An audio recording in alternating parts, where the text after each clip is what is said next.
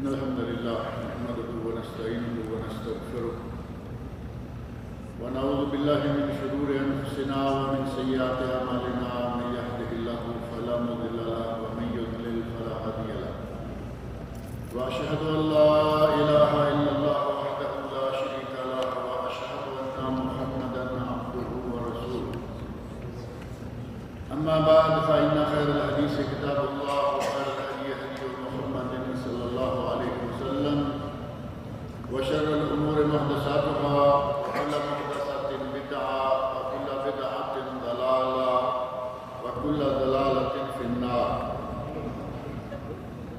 رب اشرح لي صدري ويسر لي أمري واحلل عقدة من لساني يفقهوا قولي. رب أعوذ بك من همزات الشياطين وأعوذ بك رب أن يحضرون.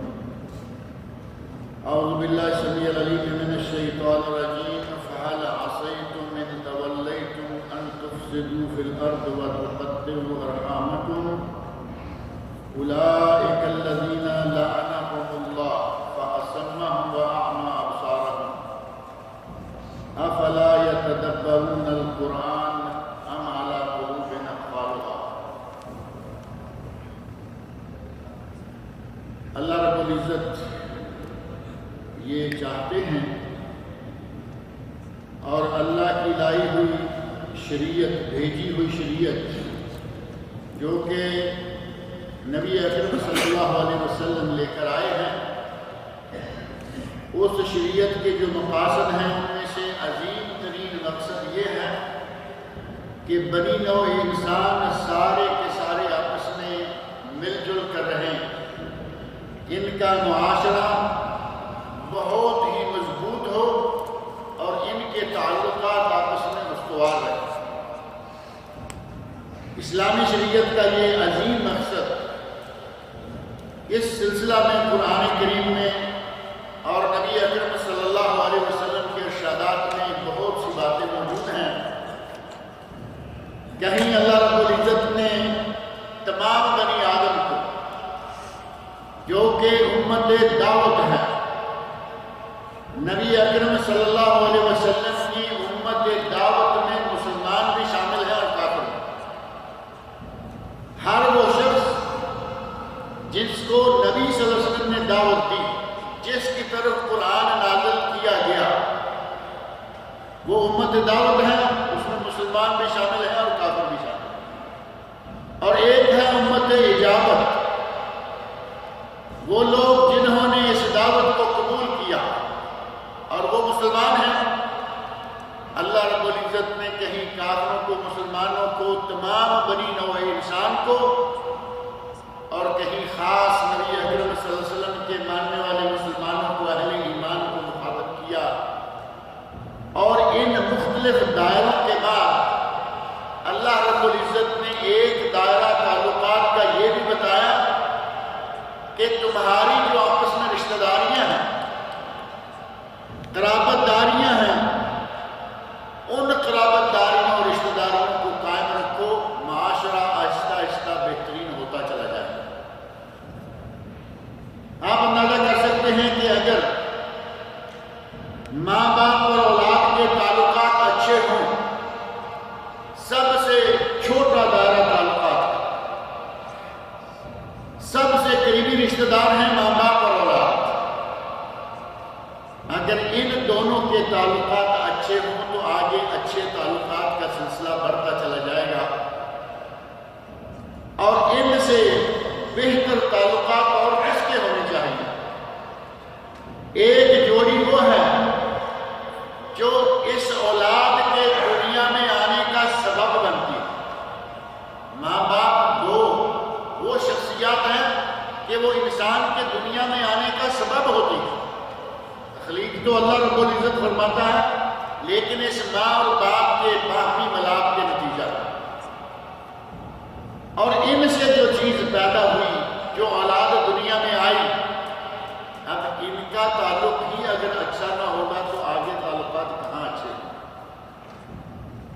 سب سے قریبی رشتہ اولاد کا اور والدین کا، اور اللہ رب العزت نے اولاد والدین کے رشتے کے بارے میں قرآن کریم میں جا بجا بہت سی تعلیمات دی، بہت سے احکام دیے، حتیٰ کہ فرمایا کہ میری عبادت کے بعد اگر تم پہ سب سے اولین فرض ہے تو اپنے ماں باپ کی اطاعت اور ان کے ساتھ حسن سلوک۔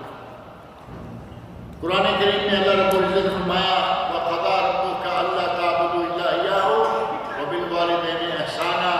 اللہ نے یہ تمہیں حکم دیا ہے، اللہ نے یہ فیصلہ فرمایا ہے اللہ تعبدوا الا إِيَّاهُ کہ نہ عبادت کرو سوائے اس کے، وَبِالْوَالِدَيْنِ إِحْسَانًا اور اپنے ماں والدین کے ساتھ حسن سلوک سے پیش آؤ۔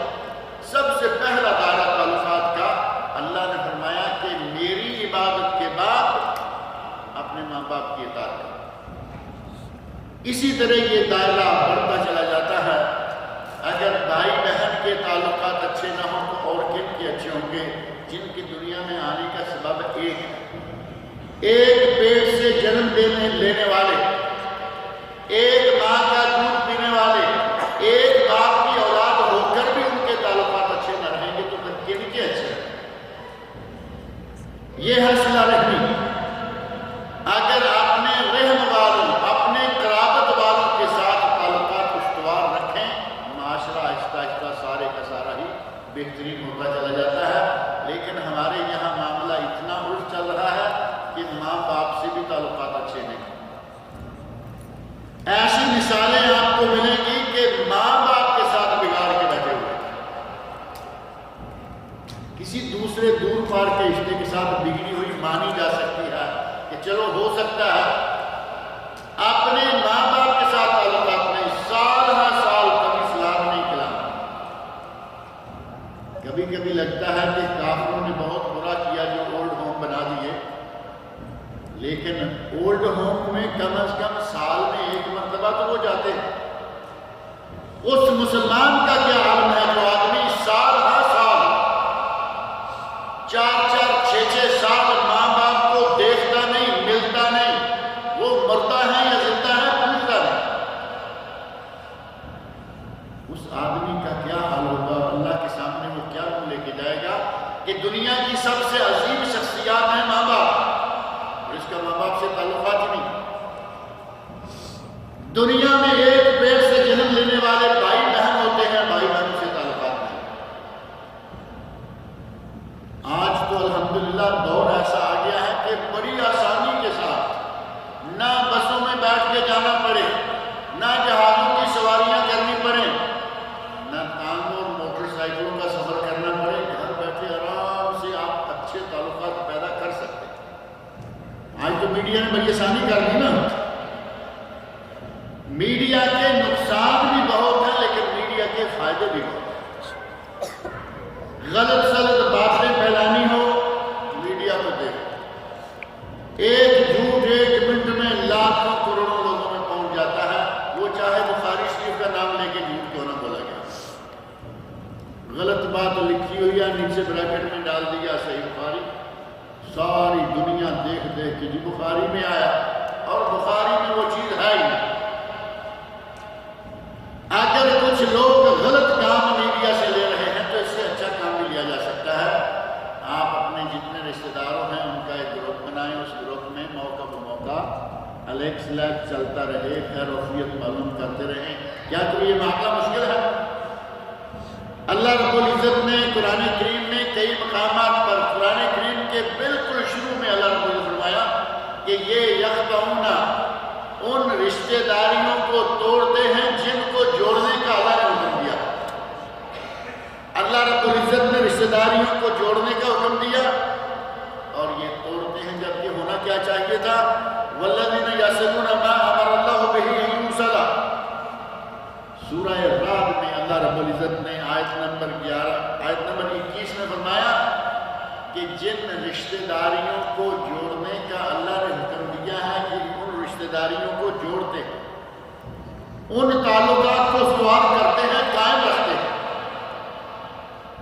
اور اسی طرح دوسری جگہ اللہ رب العزت نے ارشاد فرمایا فَهَلْ عَصَيْتُمْ إِن تَوَلَّيْتُمْ، یہ سورۃ محمد کی آیات جو میں نے پڑھی، فَهَلْ عَصَيْتُمْ إِن تَوَلَّيْتُمْ أَن تُفْسِدُوا فِي الْأَرْضِ وَتُقَطِّعُوا أَرْحَامَكُمْ، کیا تمہیں اگر حکومت دے دی جائے دے دی جائے، مال دے دیا جائے، تو تم کیا کرو گے؟ تم سے یہ بعید نہیں ہے کہ تم رشتہ داریوں کو توڑو گے اور تم زمین میں فساد پیدا کرو گے۔ رشتہ داری کو توڑنا فساد ہے یا نہیں؟ بہن بھائیوں کا تعلق نہیں، ماں باپ کا آپس میں اولاد کے ساتھ تعلق نہیں ہے۔ اولاد کا ایک جملہ بڑا معروف ہے، کہتے ہیں کہ ماں باپ کبھی برے نہیں ہوتے، اولادیں ہی بری ہوتی ہیں، اور یہ بات صحیح ہے یا نہیں؟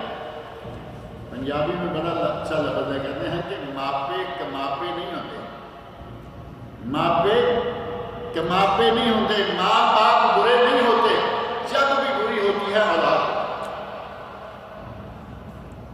جنم دیا، دودھ پلایا، پرورش کی، جوان ہوا، ماں باپ کو نظر انداز کر۔ اس میں ماں باپ کا کیا گناہ ہے کہ تمہیں دنیا میں لانے کے سبب کیوں بنے؟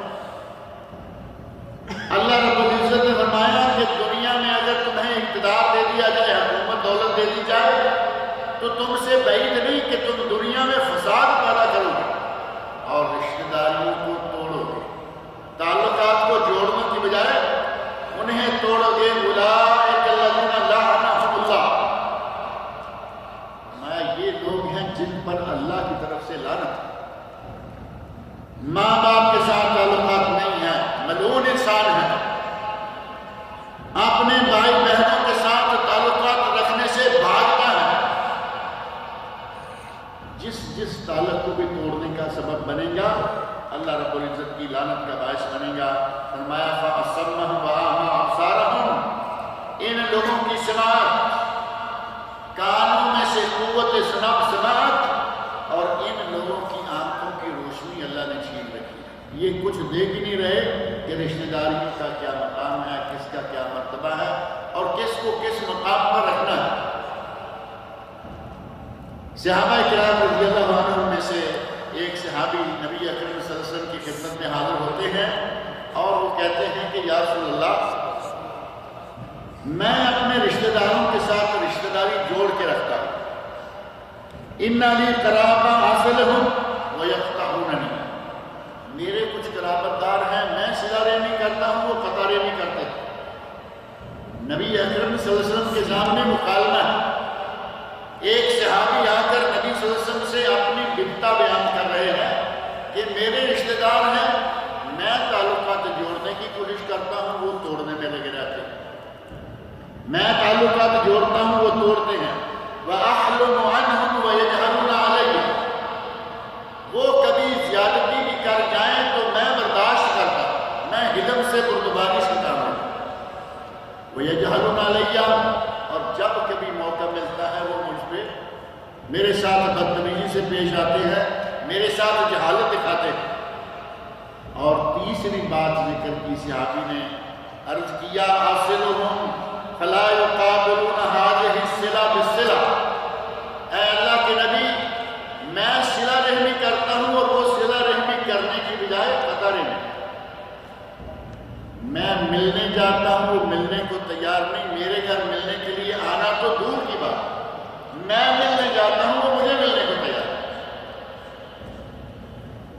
یقین جانے یہاں آج تک اس طرح کے لوگ بہت سارے ملتے ہیں۔ صحابی نے اس زمانے میں، جبکہ بڑا مقدس دور تھا، اس زمانے میں یہ شکایت کی، اور آج کل یہ شکایت تو بہت بڑھ گئی۔ ہمارے ایک ساتھی ہیں مدینہ منورہ میں، غالباً میں نے پہلے بھی یہاں کبھی ذکر کیا تھا، وہ کہتے ہیں کہ میں اپنے بھائی بہنوں کے لیے ملنے کے لیے جاتا ہوں تو مجھے گالیاں دیتے ہیں۔ میں اپنے گھر سے چل کر ان کے گھر ملنے جاتا ہوں، بجائے اس کے کہ وہ میرا استقبال کرے، گھر میں آئے کے لیے چائے پانی کا، مجھے گالیاں دیتے ہیں۔ میں گالیاں والیاں سن کے آ جاتا ہوں کیونکہ وہ میرے بڑے بھائی ہیں۔ ایک آدمی کے دل میں کتنا احترام ہے کہ وہ میرے بڑے بھائی ہیں، میں گالیاں سن کے بھی آ جاتا ہوں، لیکن اپنی پابندی میں نے رکھی ہوئی ہے، 15 دن میں 8 دن میں جب بھی جانا ہے میں جاتا ہوں۔ اور یقین جانے کہ عام سا آدمی نہیں ہے، PhD ڈاکٹر، مدینہ یونیورسٹی میں استاد اور مسجد نبوی میں مدرس، عزیز عظیم انسان اللہ رب العزت ایسے انسان عام کرے دنیا میں. کہتے ہیں میں جاتا ہوں گالیاں سن کے، یقین جانے ہنستے ہوئے ایسے آرام سے بات بیان کی کہ جیسے کچھ ہوتا ہی نہیں. جبکہ ہمارے یہاں ہماری عادتیں اتنی بگڑی ہوئی ہیں کہ ایک مرتبہ رشتہ دار کے یہاں جائیں اور صحیح طور پر چائے پانی نہ ملے، یا صحیح طور پر آگے والے انٹرٹین نہ کریں، صحیح طور پر اپنا چہرہ مہرہ نظر نہ آئے، توبہ کر لیتے ہیں کہ آج کے بعد یہاں نہیں آئیں. صحابی کہتا ہے کہ میں صلہ رحمی کرتا ہوں، وہ قطع رحمی کرتے ہیں. میں تعلقات جوڑنے کی کوشش میں رہتا ہوں اور وہ تعلقات کو توڑنے کی کوشش میں رہتے ہیں. نبی اکرم صلی اللہ علیہ وسلم نے کیا ارشاد فرمایا؟ آپ نے فرمایا میں نے تیری بات سن لی، 3 باتیں تو کہی ہیں، تینوں میں نے سن لی ہیں. ان کنت کما تقول، میرے ساتھی میرے صحابی ذہن میں رکھو، اگر تم اپنی بات میں واقعی سچے ہو، اگر جو تم کہہ رہے ہو تم واقعی ایسا ہی کر رہے ہو، فَكَأَنَّمَا تُصِفُّهُمُ الْمَلْ، تو بالکل تم ایسے ہو جیسے ان کے منہ میں خاک ڈال رہے. تم جاتے ہو وہ آتے نہیں، تم ملتے ہو وہ ملتے نہیں، تم احسان کرتے ہو وہ جہالت سے پیش آتے ہیں.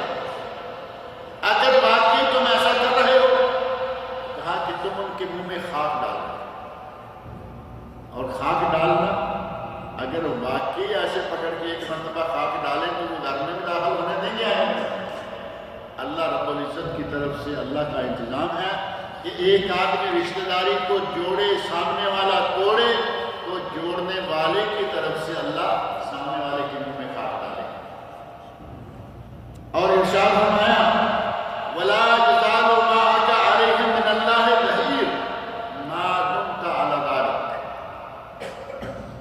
اے میرے صحابی، جب تک تم اپنے اس سلسلہ کو جاری رکھو گے، اس کام میں لگے رہو گے، توڑنے والوں کو جوڑتے رہو گے، اللہ کی طرف سے تمہارے ساتھ ہمیشہ مدد رہے گی.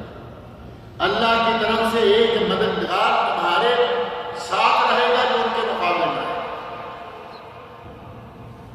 اور وہ ظہیر کس طرح کا ہو سکتا ہے، مددگار کس طرح کا ہو سکتا ہے؟ نفسیاتی طور پر اور مالی طور پر.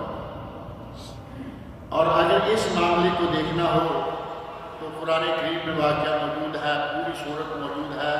سورہ یوسف، سورہ یوسف پڑھ کے دیکھیں واقعہ بھائیوں کا. وہاں یوسف علیہ السلام نے کوئی گناہ کیا ہے؟ اپنے بھائیوں کی نسبت کوئی غلطی کی ہے؟ قرآن کریم ہے، پڑھ کے دیکھیں، کوئی گناہ نہیں، کوئی غلطی نہیں، لیکن بھائی اس کو مارنے پر تو لیتے پروگرام بنا لیا. حضرت یعقوب علیہ السلام سے ہیلے بہانے کر کے اجازت لے لی، لے کے چلے گئے اور قتل کرنے کا ارادہ کیا. ان میں سے ایک نے کہا کہ قتل کرنا کیا ہے، کنویں میں پھینک دو، مر جائے. اللہ رب العزت نے بچانا تھا.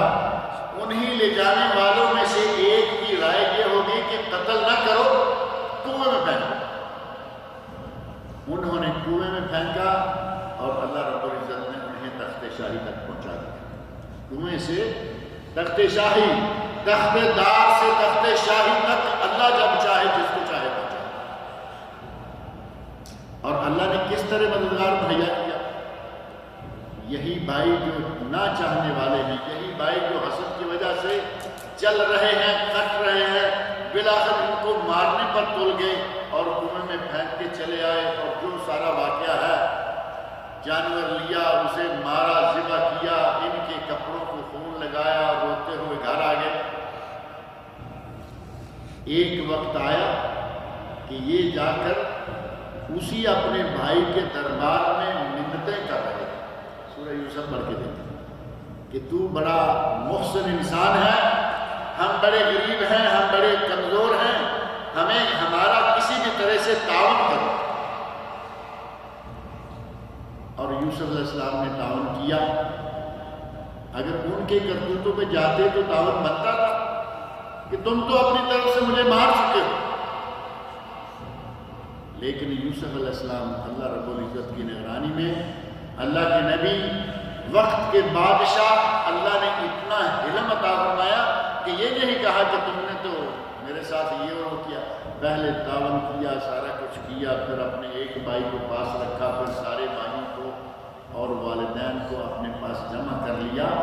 اللہ رب العزت نے جوڑنے والوں کو ہمیشہ عزت دی اور توڑنے والوں کو اللہ رب العزت نے ہمیشہ منہ کی کھلائی۔ قرآن کریم میں یہ واقعہ موجود ہے، نبی اکرم صلی اللہ علیہ وسلم کی حدیث میں یہ باتیں موجود ہیں کہ اللہ رب العزت مدد کرتا ہے۔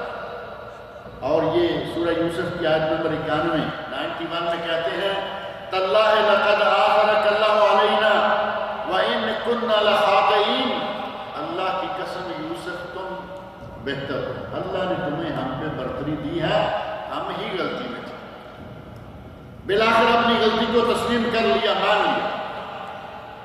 اور پھر نبی اکرم صلی اللہ علیہ وسلم کا ارشاد ہے، آپ ارشاد فرماتے ہیں من سرہ، ہم میں سے ہر شخص یہ چاہتا ہے کہ عمر لمبی ہو جائے، ہر کسی کی خواہش ہے نا، ذرا بیمار ہوں بھاگتے ہیں ڈاکٹروں کے پاس کہ بیماری تو مار دیتی ہے، کمزور کر دیتی ہے، تندرست رہیں گے، صحت رہے گی، عمر لمبی رہے گی۔ ہر آدمی کی خواہش ہے کہ عمر لمبی ہو، اور ہر آدمی کی خواہش ہے کہ میں مالدار ہو جاؤں۔ یہ دو چیزیں ہر آدمی چاہتا ہے۔ مالداری کی خواہش تو اتنی مضبوط ہے کہ آدمی جتنا جتنا پیچھے جاتا ہے اتنا مالداری کی زیادہ طلب ہو جاتا ہے۔ آدمی مرنے کے قریب جا رہا ہے، اب ایک آدمی کے سامنے، غیب تو اللہ جانتا ہے کہ کوئی کتنا جیے گا، لیکن ایک آدمی کے سامنے 60-70 سال عمر ہے، 50 سال عمر ہے، 20-25 سال کا نوجوان ہے، وہ سوچے کہ مجھے تو 50 سال ابھی جینا ہے، میں کچھ کر لوں، کچھ جمع کر لوں۔ اب جس آدمی کی اپنی عمر 60-70 سال ہو چکی ہے، اور 60-70 سال ہی ہماری عمر ہے، اوسط عمر نبی اکرم صلی اللہ علیہ وسلم آیا کہ 60 اور 70 سال۔ 60-70 سال کے آدمی کو اتنی ہوس ہے دولت کی جتنی شاید نوجوان کو بھی نہ ہو۔ عمر تھوڑی رہ گئی ہے، اس کی ضرورت اب بالکل معمولی ہے، لیکن اسے اپنے بچوں کی، اپنے پوتوں نواسوں کی ضرورتیں بھی یاد آ رہی ہیں کہ یہ بھی کر جائیں۔ مالدار رہنے کی خواہش، مالدار ہونے کی خواہش ہر کسی کی ہے، اور تندرست رہنے اور لمبی عمر پانے کی خواہش ہر کسی کی ہے۔ اور نبی صلی اللہ علیہ وسلم نے ایک نسخہ بتایا ہے کہ یہ دونوں خواہشیں پوری ہو جاتی ہیں۔ نسخہ سننا پسند کریں گے یا نہیں؟ ہر آدمی، میں بھی اور آپ بھی، ہر آدمی چاہتا ہے کہ میں تندرست رہوں، لمبی عمر رہے، اور اللہ رب العزت اپنی اطاعت میں رکھے۔ یہ دعا کرتے رہا کریں کہ جب بھی لمبی عمر کی خواہش کریں، کہیں یا اللہ لمبی عمر تیری اطاعت کے ساتھ۔ اگر اللہ کی اطاعت نہیں، بد نصیب انسان ہے جو لمبی عمر والا ہے۔ عمر لمبی ہو اللہ کی نافرمانی، بد نصیب انسان۔ عمر لمبی، اللہ کی اطاعت، انشاءاللہ کچھ نہ کچھ کر کے جائے گا۔ اگر لمبی عمر چاہیے، اگر رزق زیادہ چاہیے، تو نبی اکرم صلی اللہ علیہ وسلم کا بتایا ہوا یہ نسخہ ذہن میں رکھیں۔ نبی اکرم صلی اللہ علیہ وسلم ارشاد فرماتے ہیں من سرہ ان یبسط لہ فی رزقہ، صحیح بخاری میں حدیث، من سرہ ان یبسط فی رزقہ، جسے یہ بات پسند ہو کہ اسے رزق عام ملے، روزی کھلی ملے، رزق وفیر حاصل ہو، وَيُنْسَى لَهُ فِي أَثَرِهِ، اور جسے یہ پسند ہو کہ اس کی عمر لمبی ہو جائے، جس سے رزق زیادہ کی طلب ہو، جسے عمر زیادہ کی طلب ہو، وہ کیا کرے؟ دو لفظ، فَلْيَصِلْ رَحِمَهُ، وہ صلہ رحمی کرے۔ اب کیا کوئی اخراجات آنے والے ہیں اس پر؟ معمولی بات ہے، ماں باپ کے ساتھ سب سے پہلے ماں باپ کے ساتھ تعلقات جوڑ کے رکھیں، ماں باپ کو راضی رکھیں۔ جن کے ماں باپ زندہ ہیں ان کے لیے عظیم نعمت ہے یہ شخص دے دو۔ جن کے باپ نہیں ہیں، ماں باپ نہیں ہیں، فوت ہو چکے ہیں، اللہ رب العزت ان کی مغفرت کرے۔ صحابہ کرام، حضرت عمر فاروق رضی اللہ عنہ، ان کے بیٹے حضرت عبداللہ بن عمر، بڑے مشہور و معروف واقعات ہیں، اپنے والدین کے دوستوں کے ساتھ بڑا سلوک ہے۔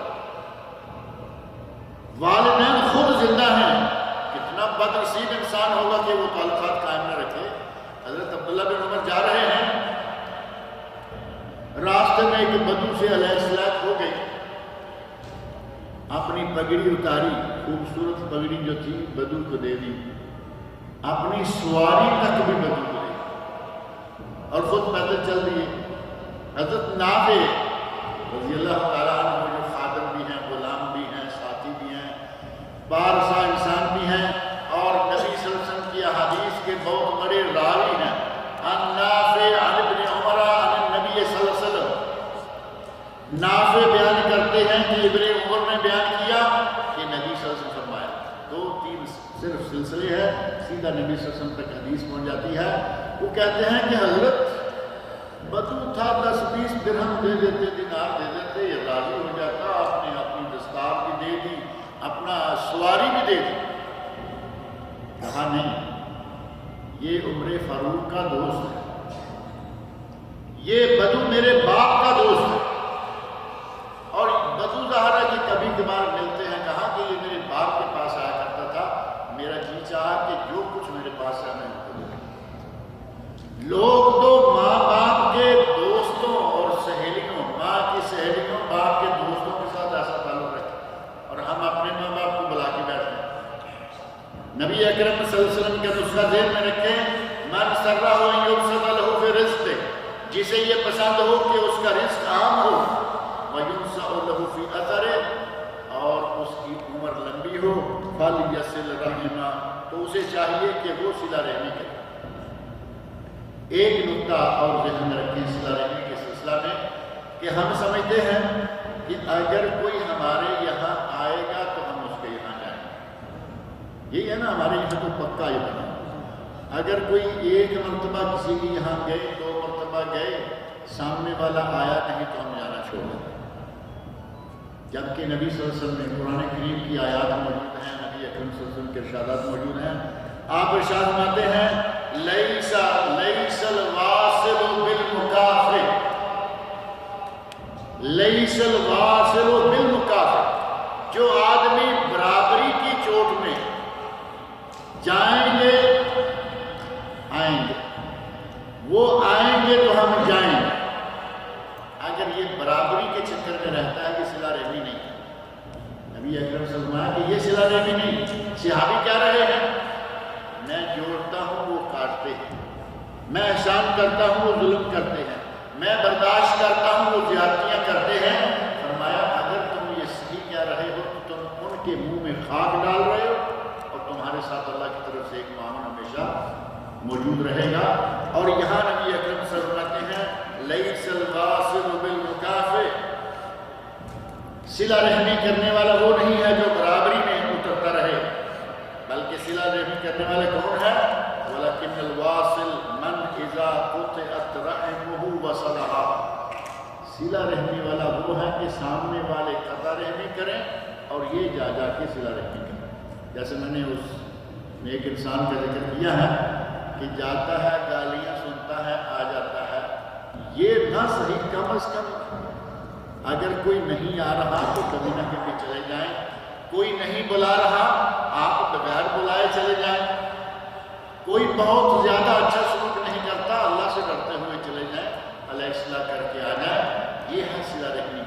اگر ہر آدمی اپنے رشتہ داروں سے اور رشتہ داروں کے بعد آہستہ آہستہ والدین کے دعا سلام والے، بہنوں بھائیوں کے دعا سلام والے، اپنے رشتہ دار پھر بہن بھائیوں کے رشتہ دار، اگر اس طرح سلسلہ تھوڑا تھوڑا بڑھاتے رہیں تو سارے کا سارا معاشرہ خوبصورت ہو جائے گا اور معاشرے میں خیر و برکت آ جائے گی. مسلمانوں کا آپس میں پیار اور محبت اور وہ سیسا پلائی ہوئی دیوار بن جائیں گے جو کہ قرآن و سنت کو مطلوب ہے. اللہ رب العزت مجھے اور آپ سب لوگوں کو اس بات کی توفیق عطا فرمائے کہ ہم صلہ رحمی کریں اور قطع رحمی سے بچ کے رہیں. اللہ تعالیٰ مجھے اور آپ سب لوگوں کو نیک عمل کی توفیق عطا فرمائے.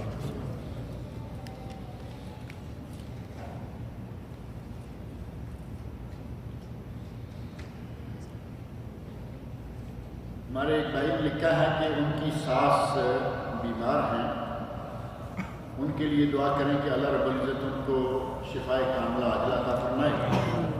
اور بھی جو کوئی بیمار ہے، یہاں ہے، ہمارے ملکوں میں ہے، کہیں بھی ہے، اللہ تعالیٰ تمام مسلمان بیماروں کو شفائے کاملہ عطا فرمائے۔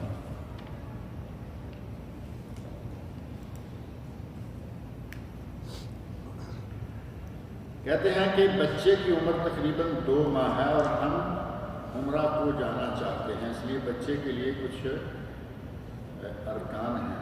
بچے کے لیے ارکان میں آپ عمرہ کرنے کے لیے جانا چاہتے ہیں، بچے کو جو کپڑا پہنائیں گے نیت کریں کہ یہ بچے کا احرام ہے۔ وہ 2 چادریں تو سنبھالنے کے لائق نہیں ہیں، جو بھی آپ اس کو کپڑا پہناتے ہیں وہی کپڑا احرام بن جائے گا، اور اسے احرام کی نیت میں داخل کریں، اور اس کے بعد یہ نیت کریں کہ یا اللہ یہ بچہ ہم عمرے کے لیے اپنے ساتھ لے جا رہے ہیں۔ وہ تو نہیں کہہ پائے گا کہ میں اللہ لبیک عمرہ، آپ ان کی طرف سے یہ نیت کر لیں۔ اس بچے کو 7 چکروں میں ساتھ رکھیں، اور پھر 7 چکر جو صفا اور مروہ کے ہیں ساتھ رکھیں، اور اس کے بعد اس کے بال جتنے تھوڑے بہت ہوں گے وہ کٹوا دیں۔ انشاءاللہ پورے عمرے کا ثواب بچے کو بھی ہوگا اور بچے کے ماں باپ کو بھی ہوگا۔ کہتے ہیں کہ بچے کے بال نہیں نکالے اور ابھی اس کا عقیقہ بھی نہیں ہوا، نیت ہے کہ عمرہ کے بعد حلق کرائیں۔ چلیں یہ لیٹ ہو رہا ہے، سنت سے آپ نکل رہے ہیں، عمرے کے وقت دوبارہ حلق ہو سکتا ہے۔ حلق کا کیا ہے؟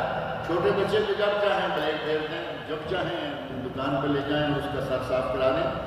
آپ کو بچے کے بال 7ویں دن نکالنے چاہیے تھے، سنت یہ 7ویں دن بچے کے بال نکالنا، بچے کا نام فائنل کرنا، بچے کا عقیقہ کرنا، بچے کے بالوں کے وزن کے برابر چاندی 100-125 ریال اللہ کی راہ میں صدقہ کرنا، اور اگر ممکن ہو لڑکا ہے تو بچے کا ختنہ کرنا۔ لیکن یہ ضروری نہیں ہے، باقی کام جو ہے سنت یہ ہے کہ 7ویں دن کر دیے جائیں۔ آپ نے اس سنت سے بلا وجہ بچے کو نکال دیا۔ بہرحال اللہ تعالیٰ آپ کے بچے کو نیک کرے، اس کی عمر دراز کرے، اور اس کو عمرے پہ آپ ساتھ لے کے جا رہے ہیں۔ دیگر کوئی ایسے خاص احکام نہیں ہے جن کا تعلق ہے۔ انڈیا میں بینک میں پیسے رکھنا مجبوری ہے، اس سے جو سود ملتا ہے اس کو کس مد میں خرچ کریں؟ انڈیا میں، پاکستان میں، مختلف جگہوں میں، یہاں بھی بینکوں میں پیسے رکھنا تو مجبوری ہے، لیکن بینکوں میں سے کچھ بینک اسلامی ہیں، کچھ بینک سودی ہیں۔ اگر کہیں کسی کو اسلامی بینک کا راستہ مل جائے، تھوڑا دور جا کے ہی کیوں نہ ہو، اس میں پیسے رکھیں۔ اور اگر وہ بھی نہیں ملتا، دور ہے ہی نہیں، بہت سارے شہروں میں اسلامی بینک کوئی ہے ہی نہیں، تو کسی بھی بینک میں پیسے رکھیں۔ اور جو سود آتا ہے اس سود کے بارے میں علماء کے 2 گروہ ہیں یا 2 جماعتیں ہیں۔ ایک جماعت کا کہنا ہے کہ سود لیا ہی نہ جائے، بینک میں چھوڑ دیں، وہ جانے، ان کا کام جانے۔ آپ جب وہ سود کے پیسے اپنے ہاتھ میں لیتے ہیں تو آپ اس کے گناہ میں مبتلا ہو جاتے ہیں، ان کا کہنا ہے۔ لیکن دوسری جماعت کہتی ہے کہ اس کی چونکہ نیت لینے اور کھانے کی نہیں، استعمال کرنے کی نہیں، صرف بینک سے نکال کر اس کو کسی مناسب جگہ میں لگانے کی نیت سے لے رہا ہے، انشاءاللہ اسے گناہ نہیں ہوگا۔ اور میرے نزدیک زیادہ بہتر یہی ہے، کیونکہ اگر اس کو آپ بینک میں ہی چھوڑ دیتے ہیں تو اس کا معنی کیا ہوگا؟ انڈیا کا بینک ہے اگر، تو وہ پیسے جو سود کے جمع ہوتے رہتے ہیں وہ کسی ایسی دہشت گرد تنظیم کو دیں گے جو مسلمانوں کے خلاف اسے استعمال کرے گا۔ تو اس سے بہتر نہیں ہے کہ اس پیسے کو نکالیں اور بھوکے مرتے غریب مسلمانوں پہ خرچ کر دیں، گلی نالی لیٹرین وغیرہ بنا دیں، جو کہ اس کے صحیح مصارف ہیں۔ لہذا اگر یہ کہا جائے کہ وہاں سے سود نکالنا ڈیول ہے، برا ہے، تو وہاں سود کا پیسہ بینک میں چھوڑ دینا بگ ڈیول، اس سے بھی بڑا برا ہے۔ لہذا پیسے نکالیں اور ان کو مختلف مقامات، اگر کسی پر سود ہے، چڑھا ہوا ہے، غلطی سے کبھی قرضہ لے بیٹھا اور سود چڑھ گیا ہے، اس سود کے پیسے سے اس کا سود اتروا دیں۔ حرام سے آیا اور حرام میں گیا اور ایک آدمی کی جان چھوٹ گئی، اور نیکی کی آپ نیت نہ رکھیں، وہ مالک کا کام ہے، وہ آپ کے ساتھ کیا سلوک کرے گا اس سلسلہ میں۔ دوسرا یہ، جیسے میں نے پہلے کہا، گلی نالی اپنے محلے کی کسی بھی جگہ کی، یا کوئی پبلک لیٹرین پیسے زیادہ ہیں یا 2-4 لوگ مل کے اپنے پیسے ملا کے اس طرح کے کوئی پبلک لیٹرین کسی جگہ بنوا دیں تاکہ آنے جانے والوں کے لیے آسانی رہے۔ اس طرح کے کاموں میں یہ سود کا پیسہ جو ہے اس کو صرف کیا جائے۔ اگر کوئی ظہر کی نماز میں تیسری رکعت میں آ کر ملا تو کیا وہ سورہ فاتحہ کے بعد تلاوت کرے گا؟ اگر تیسری صورت میں تیسری رکعت میں آگے ملا تو سورہ فاتحہ چونکہ پڑھنی ہے اور اس کے بعد خاموش ہونا ہے امام، اور امام بڑے آرام سے سورہ فاتحہ پڑھ رہا ہے، اور صحابہ کرام کہتے ہیں کہ نبی صلی اللہ علیہ وسلم کبھی کبھی ظہر عصر میں سورہ فاتحہ کے بعد بھی کچھ پڑھ لیا کرتے تھے۔ صحابہ نے جو انداز بتایا، علامہ ابن قیم رحمۃ اللہ علیہ نے اپنی کتاب زاد المعاد فی ہدی خیر العباد صلی اللہ علیہ وسلم، نبی صلی اللہ علیہ وسلم کی حیات طیبہ اور آپ کے اعمال شب و روز، اس موضوع پر بہترین کتاب ہے علامہ ابن قیم۔ اس میں انہوں نے ذکر کیا ہے کہ صحابہ نے جو نبی صلی اللہ علیہ وسلم کی ظہر عصر کی قرات پہلی 2 رکعتوں کی اور دوسری 2 رکعتوں کی بتائی ہے، اس سے اندازہ ہوتا ہے کہ آپ فاتحہ کے بعد بھی کبھی کبھی کچھ پڑھ لیتے تھے۔ تو آپ آئے، تیسری رکعت میں آئے، آ کے امام کے پیچھے کھڑے ہوئے، سورہ فاتحہ پڑھ کے آپ نے دیکھا کہ امام تو بھی رکوع کی طرف نہیں جا رہا، آپ کوئی نہ کوئی سورت پڑھنا شروع کر دیں، جب امام اللہ اکبر کہے اس کے ساتھ ہی اللہ اکبر کر کے رکوع چلے جائیں، کوئی حرج نہیں ہے، کیونکہ آپ بلا وجہ خاموشی کے ساتھ کھڑے رہیں گے، شیطان غلبہ کرے گا، خیالات آئیں گے ادھر کے ادھر کے، اس سے بہتر ہے کہ قرآن پڑھ لیں، کیونکہ یہ بعض روایات سے ثابت بھی ہے۔ اگر وہ جماعت کے ساتھ 2 رکعتوں میں تلاوت نہیں کرے گا تو کیا امام کے سلام پھیرنے کے بعد جو 2 رکعتیں پڑھے گا ان میں تلاوت کرے گا؟ ظاہر ہے کہ اگر وہ ساتھ ہی کر لیا، پہلی 2 رکعتیں جو اس کی آخری ہیں، امام کی آخری 2 رکعتیں اس کی تو پہلی ہے نا، اگر اس نے تلاوت کر لی سورہ فاتحہ اور کوئی صورت پڑھ لی، بعد میں جو 2 اٹھ کے پڑھے گا صرف سورہ فاتحہ پڑھے اور رکوع کرتا رہے، اور اگر یہاں نہیں کر پایا، امام جو ہے وہ اس کے فاتحہ کے ساتھ ہی فاتحہ ختم کر لیتا ہے، تو ایسی شکل میں بہتر یہ ہوگا کہ 2 رکعتیں یہ اٹھ کے پڑھے گا، ان میں سورہ فاتحہ کے ساتھ کوئی سورہ پڑھ لے، کیونکہ اس کی جو 2 رکعتیں قضا ہوئی ہیں وہ سورہ فاتحہ اور تلاوت والی تھی، انہی کو یہ ادا کرے گا، لہذا پڑھ لے، اور اگر کوئی نہیں پڑھتا تو اس کی نماز انشاءاللہ صحیح ہے، کیونکہ صرف سورہ فاتحہ کافی ہے، اور اس کے ناموں میں سے ایک نام سورۃ القافیہ بھی ہے، یعنی یہ وہ صورت ہے جو اکیلے ہی 1 رکعت کے لیے کافی ہو جاتی ہے، اگر آگے والی کوئی صورت نہ بھی پڑھیں گے تو نماز ہو جائے گی۔ اللہ رب العزت مجھے اور آپ سب کو کرے۔